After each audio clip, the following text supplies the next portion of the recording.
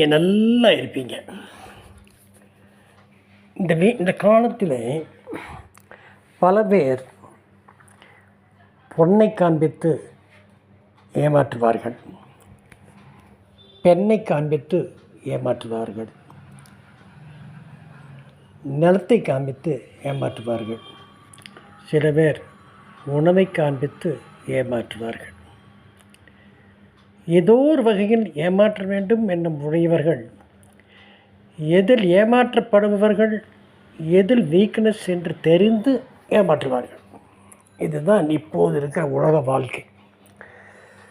அது மனிதர்களுக்கு மட்டுமல்ல, மிருக ஜீவன்களுக்கும் உண்டு என்பதை கேட்ட கதையும் நடந்த கதையும் சொல்ல ஆசைப்படுகிறேன். ஒரு ஊரில் பெரிய பணக்காரர், பெரிய பணக்காரர். அவர் எப்பவுமே ஒரு 2 விலையுயர்ந்த நாய்கள் அவருக்கு இந்த பக்கம் அந்த பக்கம் கூடவே வரும். எங்கே போனாலும் கூடவே வரும், பாதுகாப்பாக வரும். எங்கே போனாலும் அது கூடவே வரும். இந்த மாதிரி நேரத்தில் வரும்போது ஒரு பையனை ஒரு வாலிபன் வந்து, என்ன ஐயா, இந்த நாய்கள் உங்களுக்கு நல்லா பாதுகாப்பாக இருக்கும் போல் இருக்குது. ஆமாப்பா, யாரும் என்னை நெருங்க முடியாது, என் வீட்டையும் நெருங்க முடியாது என்று பெருமிதமாக பறைசாற்றினார். உடனே அவன் சொன்னான், உங்கள் வீட்டில் நான் கொள்ளையடிச்சு காமிக்கிறேன் அப்படின்ட்டான். அது கரெக்ட் டேட்டையும் சொல்லிட்டான், இந்த டேட்டில் நான் கொள்ளையடிச்சு காமிக்கிறேன் பாருங்கள். அன்னைக்கு நைட்டு இவர் என்ன பண்ணிட்டார், நாயிலெல்லாம் கட்டவிழ்த்து விட்டார். யார் வந்தால் கடிச்சு குதற மாதிரி வந்து பார்க்குறாரு. அங்கேயும் எங்கேயும் யாரையுமே காண. கடைசியில் ஒரு ரூமை திறந்து வந்து அவன் அதில் வீட்டில் சேர்த்திருந்த எல்லா தங்க நாணயங்கள், தங்க காசு, தங்க எல்லாம் நயிர்கள் பெட்டியை காமிச்சு, ஐயா வாங்க, இதான் நம்ம வீட்டில் கொள்ளையடிச்சது அப்படின்ட்டு பார்த்த உடனே இவருக்கு திக்கென்று ஆகிவிட்டது.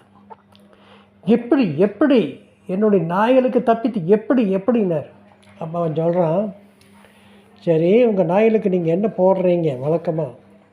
நாங்கள் வந்து மட்டன் போடுவோம், மாதிரி அது இது எல்லாம் போடுவோம், எலும்பு போடுவோம், நாய்களுக்கு என்னென்ன பிடிக்குமோ அதையே கறியாக மாமிசமாக போடுவோம். நீ எப்படி இதையே அப்படின்னார். அவன் சொன்னான், நீங்கள் அதெல்லாம் போட்டீங்க, நான் இந்த நாய்களுக்கு மத்தி மீனை போட்டேன், அது இப்போ என் காலடியில் நிற்கிது என்று சொன்னவுடன் ஒரு நிமிஷம் தள்ளாடி போய்விட்டார். நீங்கள் எப்பவும் போடுறது ஒன்று, நான் புதுசாக கொண்டு வந்து மத்தி மீனை போட்டேன், அது எனக்கு அடிமையாகிவிட்டது, அதனால்தான் கொள்ளையடித்தேன் என்று சொன்னார்.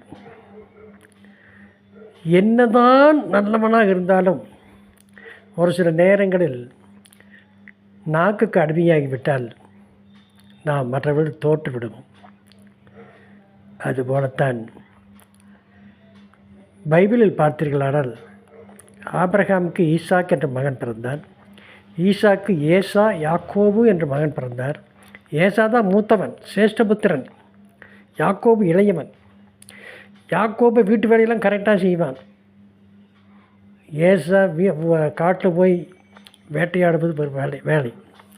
அவன் ஒரு முறை வேட்டையாடிட்டு வந்தபோது இவன் சிவப்பு பாயாசம், சிவப்பு கோல் வைத்து காய்ச்சி கொண்டிருந்தான்.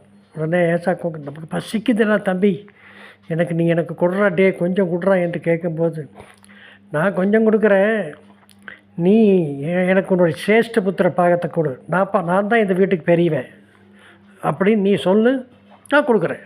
அந்த பசி வெறியில் அவன் எடுத்துக்க போட என்று சொன்னான். இப்படித்தான் அவன் சேஷ்டபுத்திர பாகத்தை இழந்தான். என்னை கேட்டுக்கொண்டிருக்கிற சகோதரனே, சகோதரியே, உனக்கு என்ன தகுதி? நீ எப்பேற்பட்டவன்? எதிலும் மயங்காமல் கரெக்டாக இருந்தால் உன் சேஷ்டபுத்திர பாகத்தை மட்டுமல்ல, எல்லாவற்றையும் நீ பாதுகாத்து கொள்வாய் என்று கூறி லைக் பண்ணுங்கள், ஷேர் பண்ணுங்கள், சப்ஸ்கிரைப் பண்ணுங்கள். மீண்டும் நாளை சந்திப்போமா?